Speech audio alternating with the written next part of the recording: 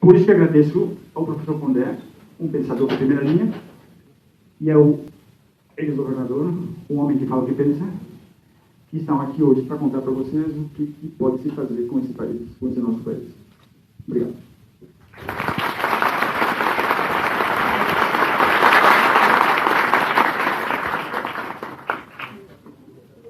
Então, dando sequência aqui a esse nosso encontro, eu vou passar a palavra para o professor Luiz Felipe Pondé. Depois das falas deles, aí o público vai poder participar com suas perguntas. Tá bom? Professor Pondé. Bom dia. É um prazer estar aqui com vocês. Assim, em nome da Faculdade de Comunicação, eu também gostaria de repetir e agradecer a presença tanto do Duran quanto do Felipe Gomes. Acho que, como isso aqui é uma escola, uma universidade, uma faculdade, a nossa intenção aqui sempre é oferecer ferramentas para os alunos usar essas ferramentas e tentar compreender a realidade. Né?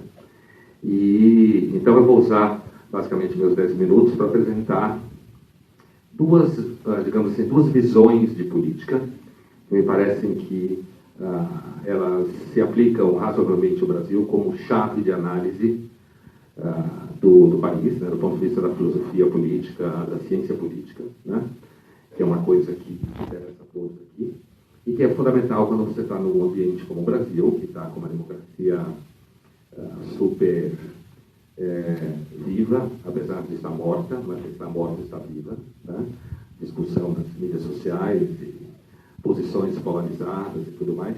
Então eu queria oferecer, assim, basicamente duas ferramentas que ajudam a compreender a realidade, né? Fora, no meu caso, de qualquer espectro, digamos assim, de alguma defesa de visão de mundo.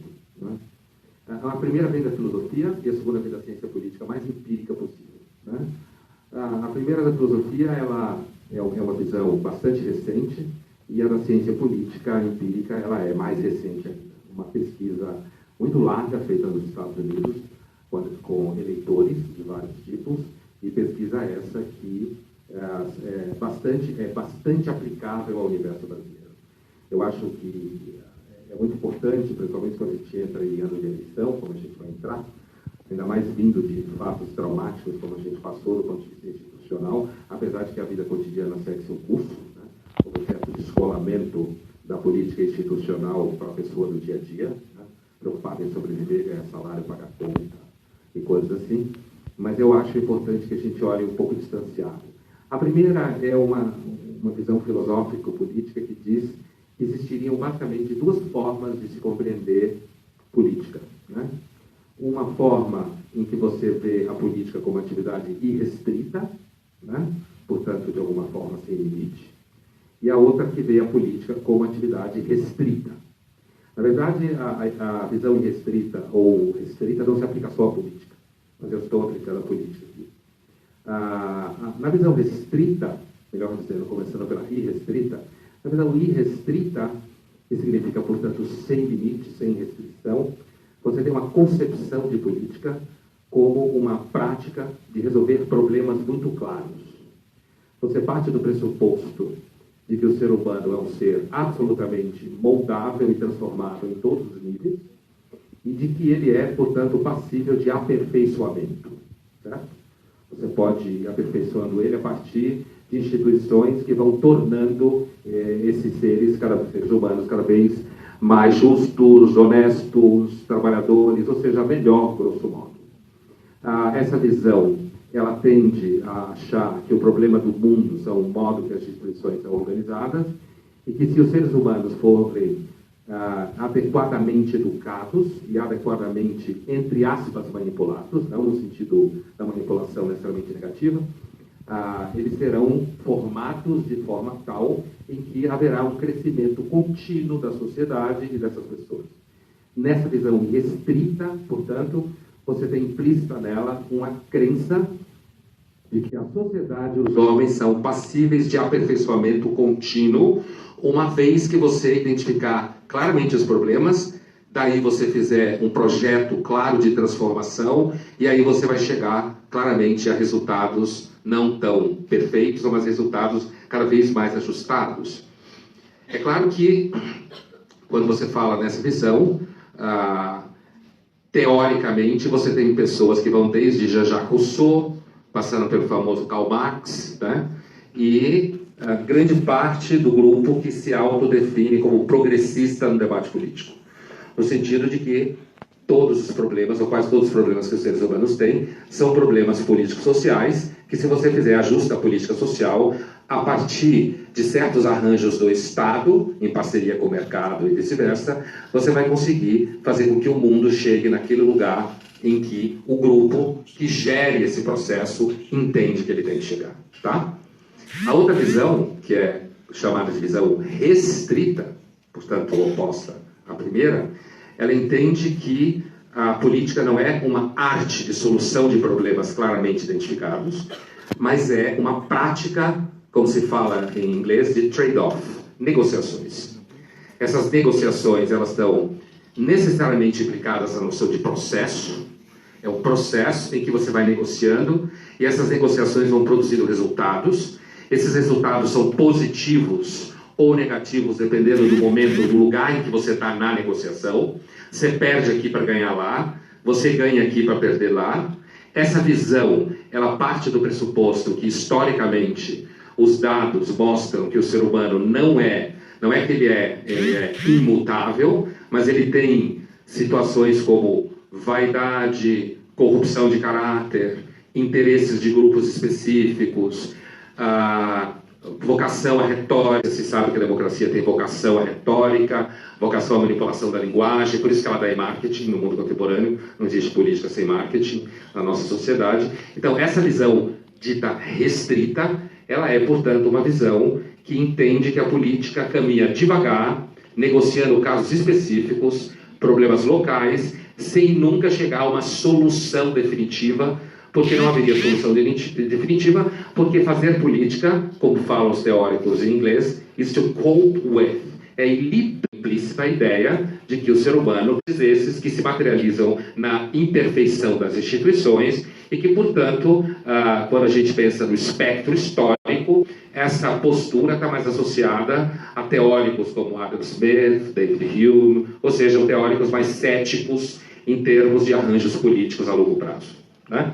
Essas duas visões, elas são muito operacionais para você entender o debate político, entender certas posições que cada um se coloca e, por exemplo, perceber que há, por parte dos jovens, grande parte dos jovens, uma vocação natural a entender a política como arte irrestrita, com vocação à transformação total do mundo, porque, na verdade, a política, grosso modo, desde o final do século XVIII, ocupa o lugar de uma expectativa de salvação do mundo a partir de um certo encolhimento da religião, dessa forma. A outra visão, apresentando rapidamente, que é resultado de pesquisa empírica americana, ela mostra, depois os alunos que quiserem, eu posso dar indicações mais precisas, que eu não quero perder tempo com indicações bibliográficas, mas essa outra visão, essa pesquisa, ela mostra que, né, os eleitores normalmente não sabem quem votam, principalmente para legislativo, porque as pessoas no cotidiano não estão preocupadas com política.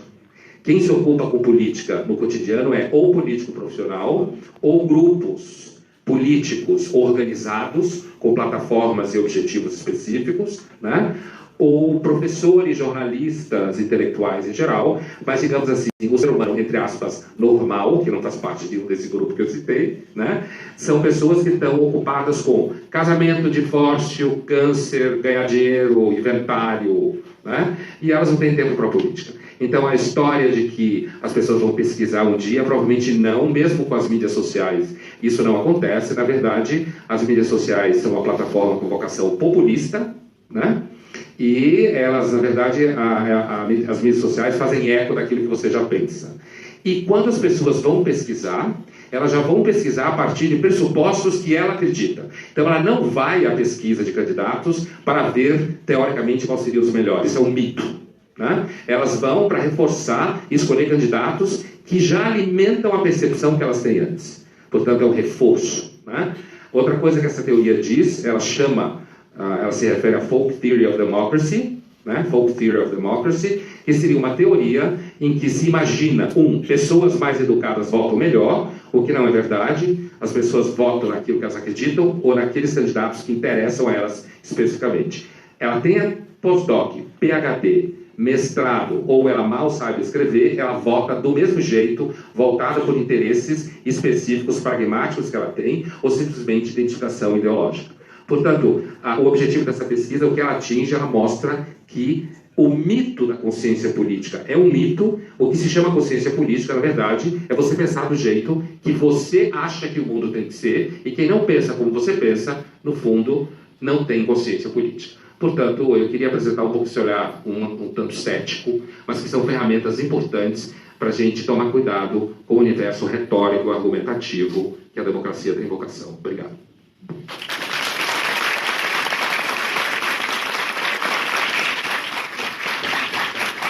Obrigado, professor Pondé. Passar a palavra então aqui para o... Bom dia a todas e a todos. Bom dia ao professor Bueno, ao professor Pondé, ao J.R. Duran, que também posso mencionar como professor. É um privilégio para mim ter podido aceitar esse convite para estar aqui. E a tragédia e o benefício de falar depois de pessoas brilhantes é que você pode, de um lado, também vou fazer aqui uma dicotomia, dizer, faço minhas palavras do professor Pondé e me dispenso de acrescentar qualquer outra coisa. E a outra, eu não sou um neutro observador da cena brasileira e devo me arriscar, depois dessa observação que vale muito a pena ser digerida com todas as suas implicações, mencionar um pouco do meu ponto de vista, não sendo um neutro observador da cena brasileira, mas um militante que tem lado, que acredita em determinadas premissas e que teima em hostilizar as evidências em antagonismo a essas crenças minhas ao longo de uma vida que já aos 60 anos de idade me fez acreditar nessa luta por 38 anos.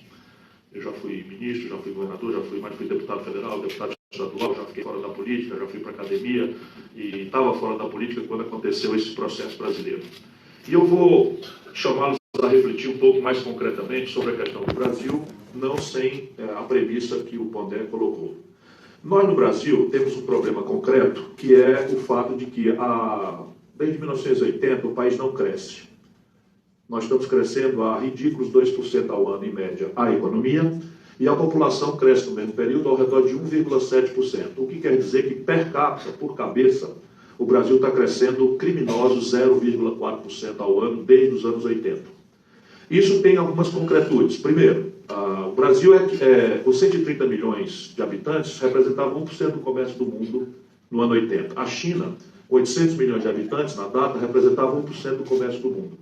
Hoje, o Brasil, com 206 milhões de habitantes, representa os mesmos 1% do comércio do mundo, e a China já representa 12,5% do comércio do mundo. Portanto, há, evidentemente, um olhar, um reparo, uma compreensão crítica, né, da política como eficaz ou ineficaz. Eu prefiro sempre acreditar que ela pode ser eficiente, eficácia é uma coisa mais complicada, mas há uma concretude aí, para o bem e para o mal, sendo a política, como é a descultura aí, professor? As duas coisas restrita e restrita. Sendo restrita e restrita, para a China significa que há um progresso importante, para o Brasil significa, restrita e restrita, que nós estamos estagnados. E a concretude disso para nós é uma agenda popular explosiva.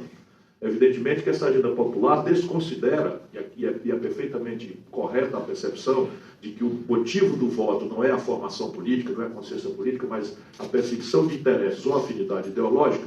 Mas o fato é que, para a China, só para dar um exemplo prático, as coisas estão no concreto melhorando e para o Brasil as coisas estão no concreto piorando.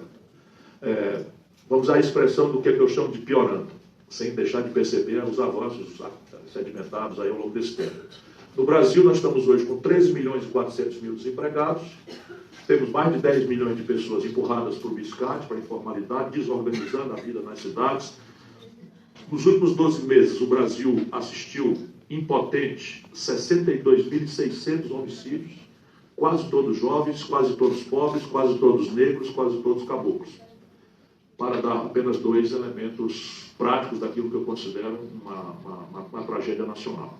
Isso tem uma explicação, penso eu, na superfície das coisas, que é a data 80 representa o fim de um modo de organizar nossa estratégia de desenvolvimento, que era o chamado nacional desenvolvimentismo, que produziu uma proeza e uma contradição.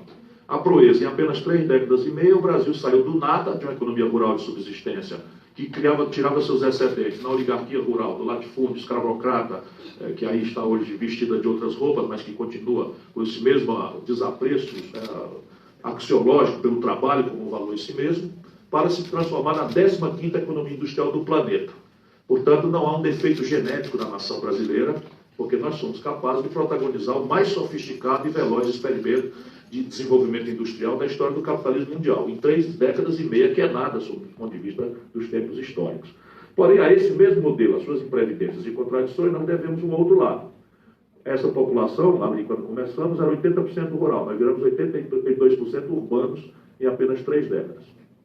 Nenhum lugar da humanidade assistiu isso. Esse fenômeno de explosivo desenvolvimento chinês regula os fluxos migratórios. Ninguém tem liberdade para escolher sair do campo, para ir para a nossa cidade, organizar uma favela e estabelecer uma atividade informal para sobreviver. Ninguém viu isso. E pior do que tudo é que nós fizemos isso empatando capitais públicos e criando uma dívida. E isso produziu, em cima já de uma ancestralidade que já estava a semente disso semeada, nós produzimos a mais perversa distribuição de renda do planeta. No Brasil, 6 pessoas, eu estou fazendo isso onde eu chego para ver se eu crio um escândalo. 6 pessoas, 1, 2, 3, 4, 5, 6 pessoas têm hoje fortuna equivalente à renda de 100 milhões de brasileiros. Nem no fundo da África tribal se encontra mais isso. 6 pessoas no Brasil têm fortuna equivalente à renda dos 100 milhões de brasileiros, que é quase metade da nossa população. E evidentemente que isso se deve ao colapso do velho modelo, que morreu porque ele dependia de capitais externos de longo prazo e barato, que não existem mais, e dependia de fluxos tecnológicos que se sucediam com grande paciência e que também não existe mais. E a tragédia é que de lá para cá, nós ou temos emergências, fogueiras extraordinariamente calorosas a exigir que a inteligência brasileira a isso se dedique, à conjuntura e não ao debate estratégico da formulação de futuro do país, ou simplesmente o esmagamento, a prostração ideológica ao mito neoliberal que veio por cima da nossa tragédia nacional. Primeiro, restabelecer a democracia. Então era uma grande emergência que exigia um consenso que só se celebraria se fosse um temário muito raso.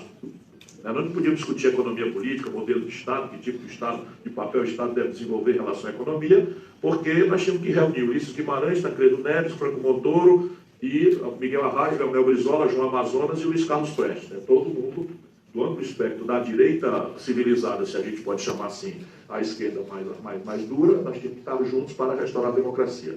Restaurada a democracia, vivemos a tragédia da morte do Tancredo e nos fez todos nós protegermos a transação por cima do governo Sarney, que vem com a inflação como consequência da morte do velho modelo. E aí a nova emergência que não nos permite debater o projeto nacional é o enfrentamento da inflação. Enfrentamos a inflação, ganhamos a batalha, por isso a minha geração acredita no milagre da política, menos porque não leu Hobbes, Adam Smith, e mais porque nós tínhamos uma agenda prática e nós ganhamos todas. A regionalização do país, nós ganhamos todas. O desenho da inflação, que parecia ser uma tragédia final para o Brasil, nós ganhamos, eu agora já era ministro da Fazenda. Então nós acreditamos nesse milagre cíclico que a política, rasamente que seja, pode produzir. O fato é que ao cessarmos a inflação, nós demos ao Brasil uma nova, vamos dizer, civilidade ao processo político, e aí a nova tragédia brasileira é que o melhor da nossa política, da redemocratização, se esquece de pôr em debate uma estratégia nacional de desenvolvimento e surfa em ondas cíclicas insustentáveis de felicidade popular puxada por um consumo que não se sustenta. Primeiro, o plano real, que é o cessar a inflação abruptamente, dá ao povo uma noção de conforto, de acesso ao consumo, de qual ele era privado há muitos anos, e ele tende a beatificar o governante do dia, despolitizado, enfim, e um governante que sabe, e a retórica falsa é de fato um câncer da democracia, desde sempre, por isso exige que nós compreendamos que democracia não é um regime de concessão, mas um regime de conquista, que pressupõe um cidadão, não há missionalidade, uma engenhoca que substitua um cidadão ativo, informado, militante, ainda que seja ao redor dos seus interesses e afinidades ideológicas. O nosso problema no Brasil é um pouco mais grave, porque há uma vulgaridade aí ante uma certa apatia cidadã, e a gente introduz aí como se houvesse a possibilidade de uma engenharia institucional, lusitana, que nós não aprendemos ainda, ser introduzido no nosso imaginário, no nosso regramento comunitário, que vai nos salvar da desagradável tarefa de prestar atenção no serviço, né? Na hora de votar e depois não se queixar que Enfim, olha aí o que está acontecendo no Brasil. Eu não estou falando de coisas estruturais e tal, estou falando de vulgaridades absolutamente chocantes, como a geração nova está tendo que assistir. E aí, em seguida, vem o Lula, por essa ruptura insustentável, o Brasil quebra, e com o Lula, pela taxa de câmbio inflado lá no céu, a gente pode explicar isso, e porque o Brasil viveu um ciclo de preços exorbitantemente altos dos nossos produtos tradicionais. Quando o Lula, por exemplo, entregou para a Dilma, nós estávamos vendendo uma tonelada de minério de ferro exoticamente por $190. Quando a Dilma foi derrubada, a mesma tonelada estava sendo vendida por 38. Quando o Lula entregou para a Dilma, nós estávamos vendendo um barril de petróleo por 110. Quando a Dilma foi derrubada, nós estávamos vendendo o mesmo barril de petróleo por 30. E isso desfinancia ciclicamente o padrão de consumo que se consegue artificialmente, não é? E aí você tem a ruptura que tem a mesma cara.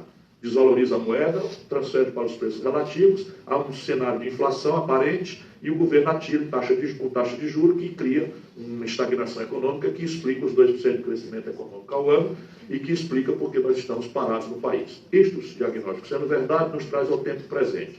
O Brasil está proibido de crescer por 3 concretudes e uma questão estratégica. 3 concretudes. A primeira, o excessivo endividamento das famílias e das empresas. Hoje há 40 milhões de brasileiros negativados no SPC. E nenhuma empresa de capital aberto no Brasil, cujos balanços são públicos, fez caixa no último semestre para enfrentar a parcela vencida dos seus débitos com os bancos. O governo quebrou. Hoje, nos últimos 12 meses, tem um buraco de 179 bilhões de reais em contas primárias.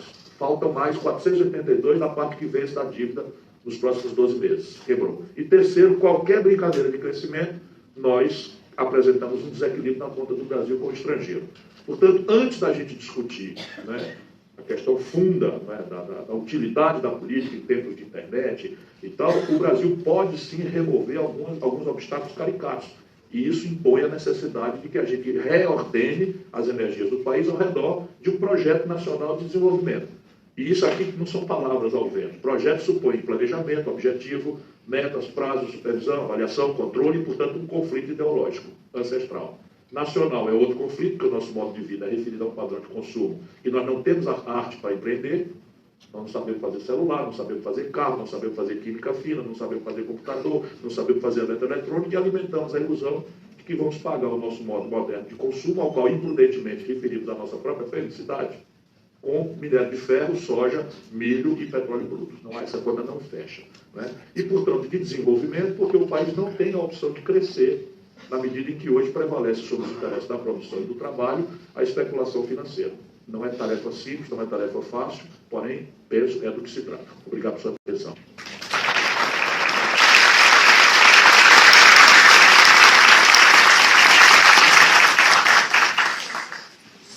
Muito bem, antes de abrir para a participação do nosso público, gostaria, Durana, do seu presidente, gostaria de um breve diálogo entre vocês. Sim, sempre claro. Tá certo, mas que rumo? Como fazer tudo isso? Porque, basicamente, a gente sabe o que aconteceu, mas o Brasil me dá a sensação de um país... eu falo várias vezes isso do... Quer dizer, obviamente que daqui não vai sair a ideia do ovo de Colombo, mas a sensação que me dá o Brasil é um país que tem essa coisa do voo da galinha. Quer dizer, voa, voa, voa, agora vai. Você sempre, a cada 6, 7, 8 anos, quando caiu a ditadura, agora vai. Quando não sei o quê, agora vai. Quando depois fez o plano não sei quantos, agora vai. E vai, vai, vai, e não chega, ou não vai, ou volta, enfim. Isso tem que fazer uma macumba, acabar. Tem uma coisa ancestral, que tem que fazer um nó, tem que fazer, ou por onde começar a resolver, para fazer isso que funcione. Os dois. Os dois. Vai pagar, os dois. Veja, nós podemos procurar essa resposta por 2 caminhos. A experiência civilizatória comparada ou a própria vivência brasileira, que necessariamente deveria consultar o primeiro critério. Na experiência internacional comparada, parece que o que sustenta o êxito civilizatório estável, contínuo, isso foi meu trabalho acadêmico quando eu fui embora lá para os Estados Unidos, lá com 36 anos, ex-ministro, ex-governador, enchi da política, né, por compreender esses outros aspectos e fui para meu outro veio curar minha ignorância estudando. E basicamente a minha ideia é, será que por trás desta Babel institucional, dessas histórias caóticas em que parece a humanidade se repartir, será que existe um traço comum que explique o êxito civilizatório sob o ponto de vista de economia política? E eu sustento hoje para discutir que sim. E eles são três, esses elementos comuns. Primeiro, um alto nível doméstico de capital, ou seja, o que os economistas chamam de formação bruta de capital doméstica elevada. O Brasil, tradicionalmente, não poupa. Só para vocês terem traduzido para quem não é iniciado, é assim, e não é o caso aqui, naturalmente, o que é que sobra entre o que a gente produz e o que a gente consome. Então, tradicionalmente, o Brasil faz o atalho, o puxadinho, o desvio, porque isso é um conflito político.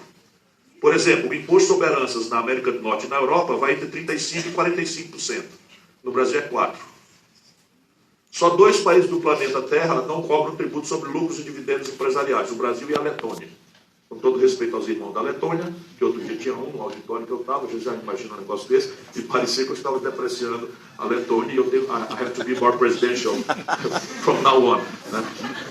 Então, todo respeito aos irmãos da Letônia. Então, são coisas práticas. Segundo, independentemente da institucionalidade ou da retórica, jamais prosperou nenhuma civilização que por detrás você não encontre uma sólida convergência estratégica entre estados poderosos, energizados, iniciativa privada convergente com o consenso estratégico definido e uma universidade imbricada organicamente com esta estratégia.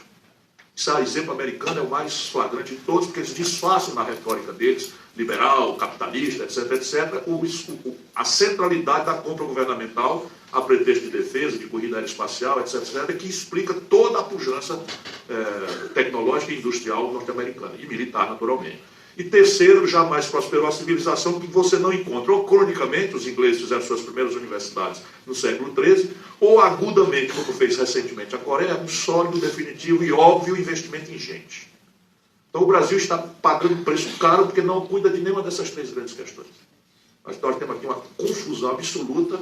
Hoje, o que sobra entre o que nós produzimos e consumimos, que é a formação bruta de capital, no melhor momento brasileiro esteve em 17%, agora está em 15%.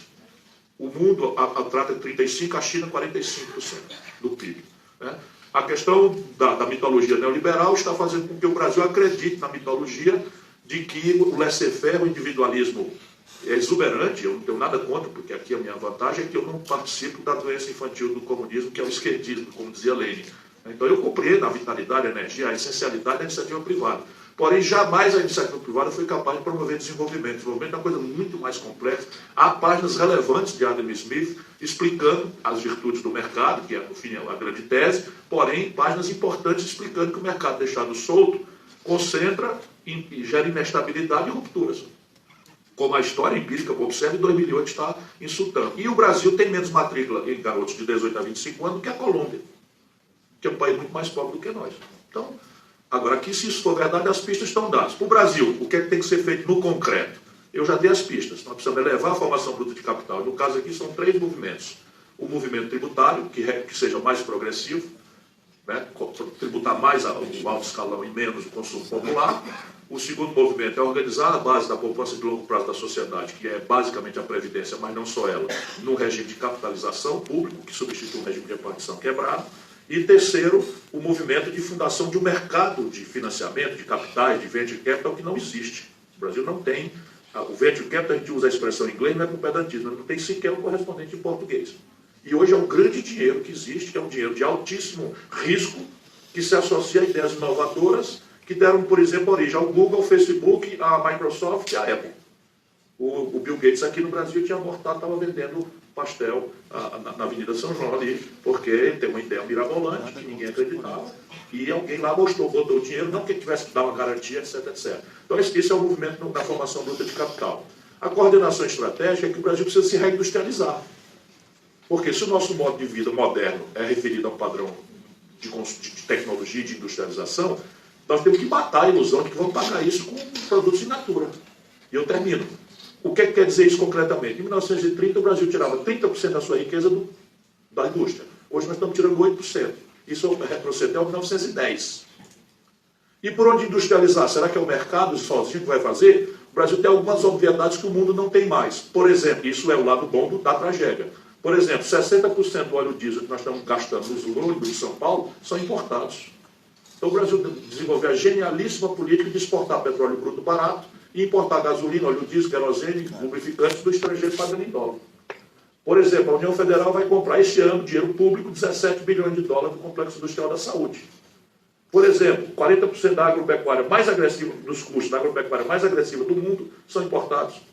Por exemplo, as Forças Armadas, a Defesa brasileira vai gastar 2 dezenas de bilhão esse ano, 2 dezenas de bilhões esse ano, importando até bala, munição, mísseis, equipamento, peças de reposição do estrangeiro.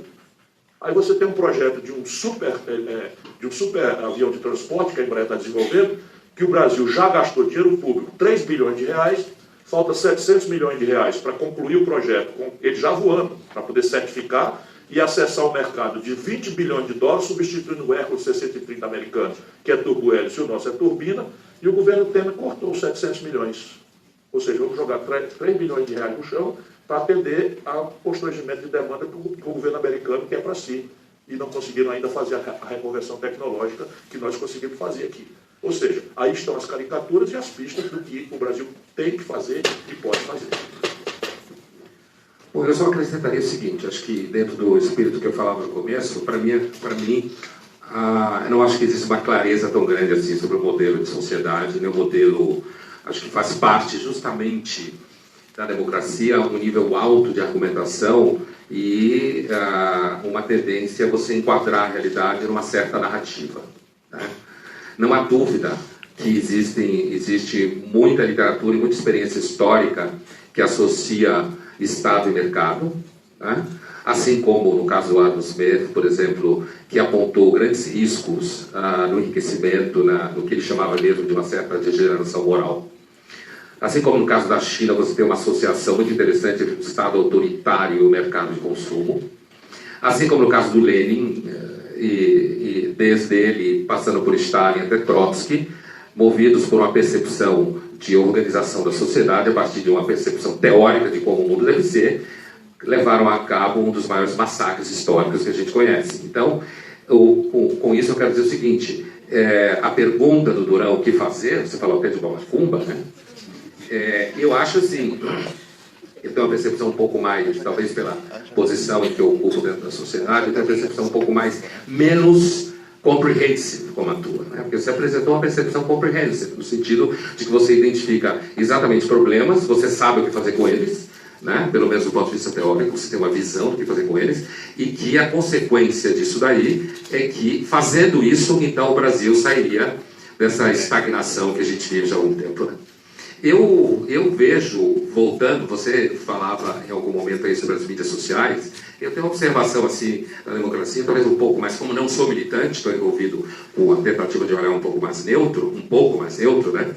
É assim, eu acho que a democracia, a política mundial, ela está num momento bastante interessante, que é uma certa desorientação, que não é só no Brasil, não. Se você vou pegar só 3 casos para ilustrar. 3 grandes casos, assim, Brasil, Estados Unidos, Europa, Comunidade Europeia, né? Para não entrar na Rússia, que também é um caso muito interessante. Mas, sim, eu acho que a gente vivia, desde o final da Guerra Fria, a gente vivia uma crença de que a democracia ia crescer como regime, ia encontrar problemas, ia resolver esses problemas e todo mundo ia ficar cada vez mais rico, inclusive navegando na que se chama de mitologia neoliberal. Eu acho que, se a gente usar essa linguagem, tem 2 grandes mitologias. Uma é a mitologia neoliberal, de que se você acabar com o Estado, tudo dá certo. E a outra é que o Estado sabe o que está fazendo quando acha que sabe. Certo?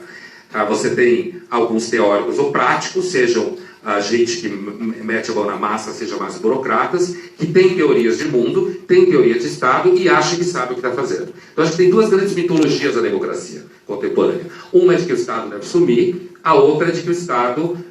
O que é o Estado? O Estado são pessoas reais, com visões de mundo e práticas burocráticas administrando essa máquina, né? Então, diante do cenário como esse, de que a gente está um tanto desorientado, a democracia, e o país que mais, o país não que mais cresce no mundo, mas o país que está tendo resultados muito bons, é um país justamente que tem economia de mercado sem democracia, que é a China, como você estava citando. Então, acho que isso deve nos chamar a atenção, nos deixar muito atentos, que é justamente um país que não tem democracia, mas tem economia de mercado, que está mais não mais crescendo, mas despontando nas últimas décadas, né? Então, eu diria, assim, no momento, no olhar pequeno sobre o Brasil, Duran, a macumba sempre ajuda, mas assim, né? Macumba sempre ajuda, mas assim, eu diria que nós temos um problema eminente, que assim, a democracia, ela está um tanto desorientada, e quando eu digo desorientada é o seguinte, você tem na Inglaterra, por exemplo, um líder altamente populista, como Corbyn, né? Arregimentando jovens, dizendo que pode dar tudo de graça. Você tem o risco de um nacionalismo xenófobo crescer em países como França ou a própria Inglaterra, né? Nos Estados Unidos você tem uma polarização entre um candidato como Bernie Sanders, que também é um populista de esquerda, e um candidato que ganhou a eleição como Trump, que é um populista de direita, né? Pelo menos assim ele se apresenta. Então a democracia hoje, ela está no ambiente, e não acho que é só hoje, mas ela está no ambiente em que ela tem certas inseguranças com relação à sua operação, né? Uma das inseguranças com relação à sua operação é a emergência das mídias sociais, que é uma plataforma extremamente populista, de baixo nível de repertório, de reprodução de frases feitas, né? Onde tudo que você vê é fulano arrasa fulano, fulano arrasa fulano, fulano arrasa fulano, fulano arrasa fulano. É o tempo inteiro no nível do bate-boca, certo? Porque é um certo de assembleia permanente. E a gente sabe, na eleição do Trump, no caso do Brexit, que as mídias sociais, inclusive com o tema do fake news, que todo mundo conhece, que para o mundo da comunicação é tão caro, a gente sabe como as mídias sociais tendem a ser disruptivas, né? E como a eleição de 18 no Brasil pode vir a ser uma eleição semelhante no sentido americano, em que Donald Trump foi o primeiro candidato eleito pelas mídias sociais. Quer dizer, não foi o Obama. O Obama brincava com mídias sociais, mas o Obama era um cara do establishment da mídia americana. Todo mundo falava bem dele. O Trump era xingado por todo mundo e as mídias sociais levaram a ele a um resultado importante. Mídias sociais russas? Russas e americanas, né? Porque, porque, na verdade, do ponto de vista das mídias sociais, ainda que você tenha grupos e governos que introduzam e paguem pessoas, aqui no Brasil a gente sabe que na época do governo PT tinha grupos que difamavam pessoas anti-PT, assim como você hoje tem grupos, na época também já tinha, grupos associados a uma nova direita que entram no corpo a corpo da guerra cultural, também difamando gente, né? Então, o que eu estou querendo dizer, Duran, é o seguinte, e Zé Luiz e Ciro, é que assim, quando você pergunta o que fazer com o Brasil, eu tenho uma percepção talvez um pouco mais do âmbito da linguagem, do olhar da comunicação, que assim, as eleições de 2018 elas são fundamentais, né? Não que vai resolver o problema do Brasil, mas porque elas são fundamentais no sentido de que, depois desse processo que a gente passou, o Ciro descreveu ele em larga escala do ponto de vista econômico e tal, depois do processo do trauma do impeachment, da queda da Dilma e tal, a gente tem um universo que é o seguinte, nós temos, do meu ponto de vista, dois candidatos populistas, um é o Lula, que é um populista de esquerda, do estilo antigo, e o outro é o Bolsonaro, que é um populista de direita, de extrema-direita, né? Um pouco chamam ele de Trump do Piniquim, né?